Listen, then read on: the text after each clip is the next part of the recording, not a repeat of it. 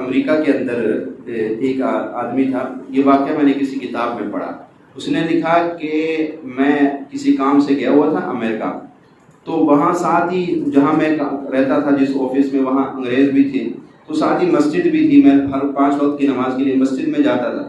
تو کہا ایک دفعہ گھر سے نکلا دفتر سے مسجد کی طرف جا رہا ہوں، تو ایک انگریز نے مجھے کہا مسٹر احمد ادھر آؤ، میں آپ کو ایک گانا سنانا چاہتا ہوں.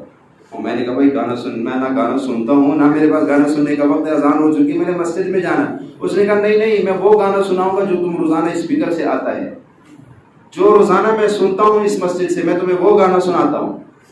اس نے کہا کہ شاید اذان مجھے سنانا چاہ رہے ہوں گے.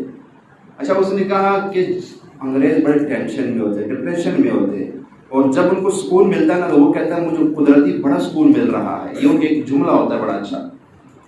تو اس نے کہا کہ اس نے مجھے بلایا اندر کمرے میں لے کے، اپنے خاص کمرے میں، پھر دروازہ بند کیا، پھر وہ جو طبل ہوتا ہے بجانے والا وہ اٹھایا اور بجانا شروع کیا، اور بجاتے بجاتے گانے کے انداز میں کہہ رہے الحمدللہ رب العالمین الرحمن الرحیم مالک یوم الدین ایاک نعبد و ایاک نستعین. ساری سورۃ الفاتحہ اس نے اس انداز میں پڑھ ڈالی جیسے گلوکار گانا گاتا ہے، ایسے انداز میں اس نے پڑھی.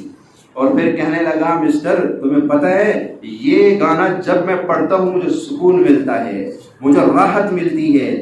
تمہیں کس نے سکھایا؟ کہا میرے ایک دوست تھا مصر کا رہنے والا، مسلمان تھا، اس کو میں نے کہا میں بڑا ٹینشن ڈپریشن میں ہوتا ہوں. اس نے کہا میں تجھے کچھ دیتا ہوں اپنے کلام کا، تو وہ پڑھا کر. جب سے میں نے یہ پڑھنا شروع کیا تب سے میری زندگی میں سکون ہی سکون ہے. آج مسلمان نے قرآن کو سینے سے نہیں لگایا، مسلمان نے قرآن کو گھر سے نکال دیا، زندگی سے نکال دیا، اس لیے بے سکون ہو گیا. ورنہ مسلمان کی زندگی میں بے سکونی کا نام و نشان ہی نہیں تھا.